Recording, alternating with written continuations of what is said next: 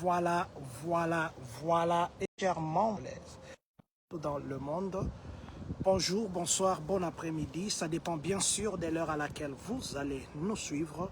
Nous, c'est John Matanda Chipama. Aujourd'hui, le jeudi 19 juin 2025. Il est exactement 9h56 ici à Champaign, ici à Illinois, ici à Urbana, ici à Chicago, ici à Springfield. Nous sommes à Illinois. Il fait beau ce matin. Alors nous nous sommes dit, on nous a appelé pour quelque chose. On nous a demandé de contacter les ONG, associations. Nous n'en connaissons pas. C'est pourquoi nous sommes venus faire ces directs, peut-être au travers de vous.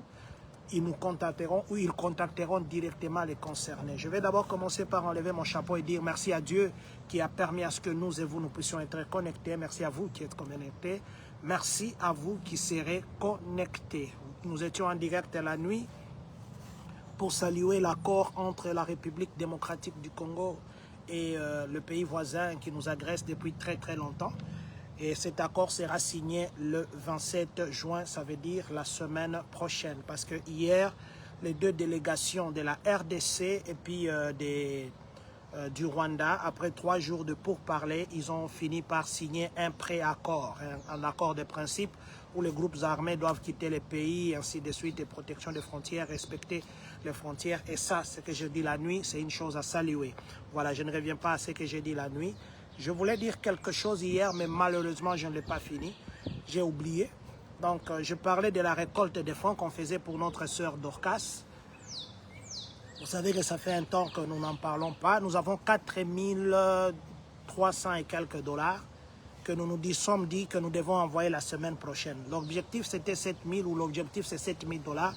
Mais ce que nous avons en main, je crois que c'est ce que nous allons envoyer. Et comme nous le faisons toujours, nous allons publier la liste pour que tout le monde puisse voir la transparence. Et si jamais vous voyez, comme nous disons, sur la liste que nous allons publier, vous aviez envoyé l'argent et qu'il n'y a pas votre nom, prière nous contacter pour que nous puissions ajouter ou pour que nous puissions corriger. C'est vrai qu'il y a beaucoup de choses qui se sont dites autour, il y a beaucoup de choses qui se disent, il y a beaucoup d'émissions qui se sont passées, mais c'est que nous, la communauté, nous mettons en premier lieu, c'est les soucis que vous avez pour aider. Le reste, ça ne concerne pas. Nous voyons un cas et puis voilà, nous aidons. Et vous savez que nous le faisons toujours avec un bon cœur. Et vous le faites toujours avec un bon cœur accompagné de prières. Et je vous en remercie. L'argent sera remis la semaine prochaine, comme je le disais. Et qu'il y aura des vidéos de la remise. Il y aura des vidéos des remerciements. Nous allons remettre entre la main de la famille. Nous avons parlé avec beaucoup de gens. Nous avons reçu beaucoup d'appels. Vous savez que nous sommes église au milieu du village. Nous sommes une communauté. Il y a des comportements que nous devons avoir. Il y a d'attitudes que nous devons avoir. Comme on dit toujours, un leader n'agit pas par émotion. Un leader agit par sagesse. Voilà. Et c'est vous qui nous aidez à avoir cette petite sagesse. C'est vous qui nous aidez. Mais ce qui est vrai est que la semaine prochaine, nous allons envoyer cet argent et nous allons filmer la remise, nous allons filmer. Nous allons vous remercier et nous passerons avec encore le nom que nous dirons à haute voix pour remercier. Aujourd'hui, je suis passé, je ne devais même pas passer. Je suis venu parce que nous venons de recevoir un appel.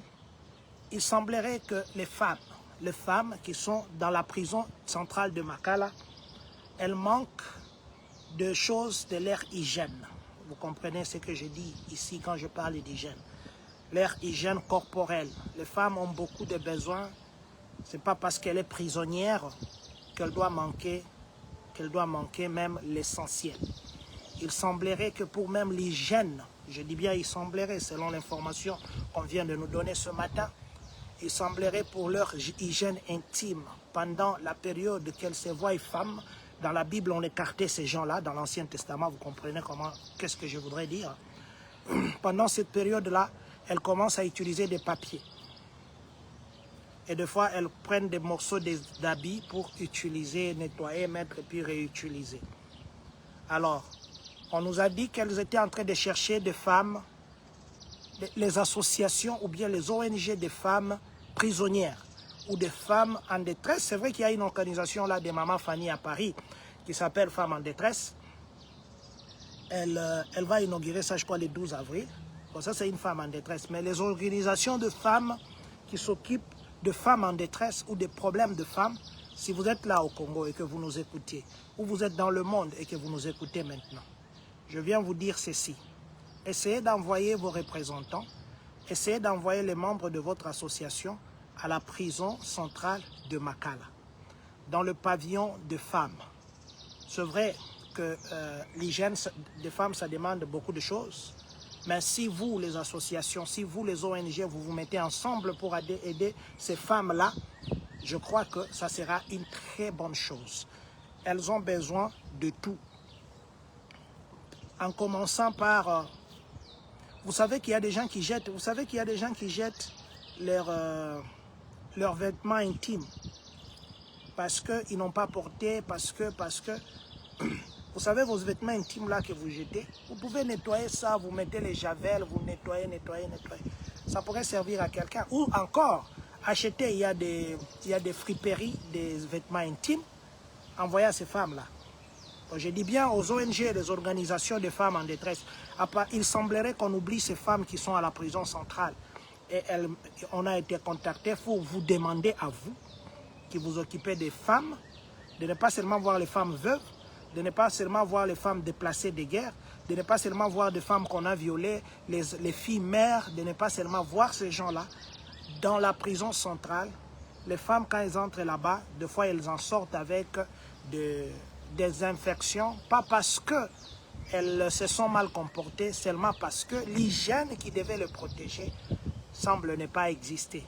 Ou je ne sais pas moi, la demande est tellement forte et qu'elles ne savent pas comment s'occuper d'elles-mêmes.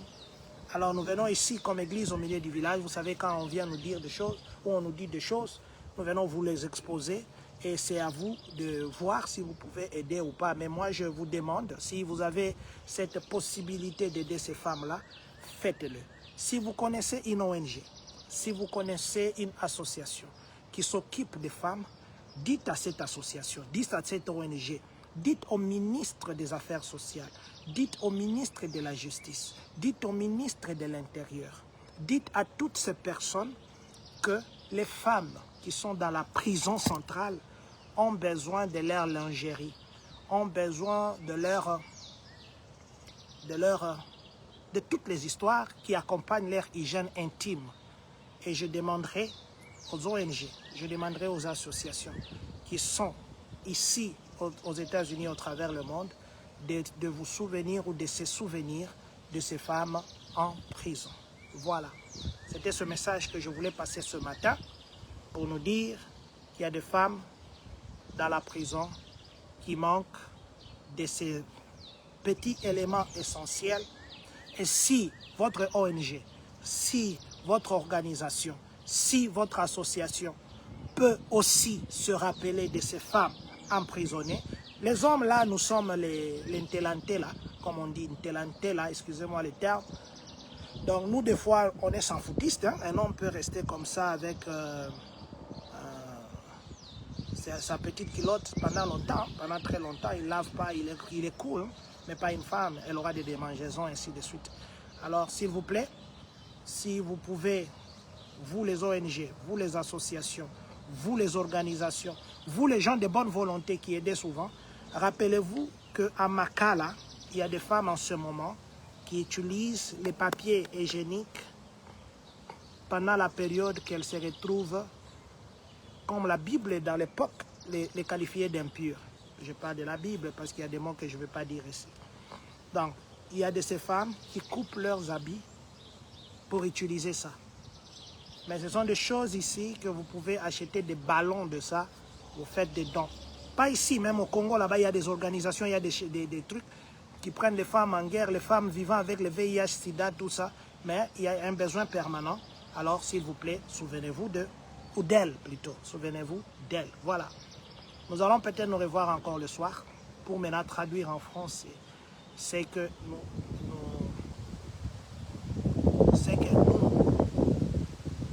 postons en anglais. Mais bien avant de finir, je voulais dire ceci. On venait aussi de m'informer tout à l'heure là. Les gens qui renouvellent le work permit, vous savez, quand votre work permit expire, Avant, c'était un délai de 180 jours qu'on vous donne. Le reçu, là, vous donnez un délai de 180 jours pour que vous puissiez travailler, pour que vous puissiez trouver une maison, ainsi de suite. Pour que vous puissiez être considéré légal. Donc, ça ne vous donnait que 140 jours. À partir du mois de janvier, ils ont changé. Au lieu de 140 jours, ça devient maintenant 540. Et plutôt, au lieu de 180 jours, je parle de 140. Avant, c'était 180 jours. Si vous renouvelez votre work permit, vous avez 180 jours pour que vous puissiez être considéré légal. 180 jours, ça fait pratiquement 6 mois. 6 mois, vous êtes légal. Mais après ces 180 jours, vous n'avez pas le droit de travailler jusqu'à ce que votre nouveau work permit viendrait. Mais pour le moment, dès que vous renouvelez, à partir du mois de janvier, ils ont changé. Dès que vous renouvelez, on vous donne 540 jours. Donc vous avez plus d'une année. Pendant plus d'une année là-bas, le papier qui est le reçu de l'application de renouvellement de votre work permit, ce papier-là vous permettra pendant 540 jours de travailler, d'aller chercher le boulot, tout ça, de vous considérer ici comme légal en attendant que votre work permit puisse venir. Voilà, donc c'est une petite précision que je voulais nous donner ici. Voilà. Donc nous allons encore peut-être nous retrouver ce soir et nous allons parler de ces choses que nous traduisons, ou plutôt que nous postons en anglais et nous viendrons traduire en français. Nous allons dire merci à vous qui étiez connectés, merci à vous qui serez connectés après. Nous allons dire ceci. Que Dieu bénisse la République démocratique du Congo. Que Dieu bénisse les Congolais de partout dans le monde. Que Dieu bénisse vous qui êtes connectés en ce moment. Que Dieu bénisse les États-Unis d'Amérique. Et que, surtout, que Dieu bénisse le Congolais de Champagne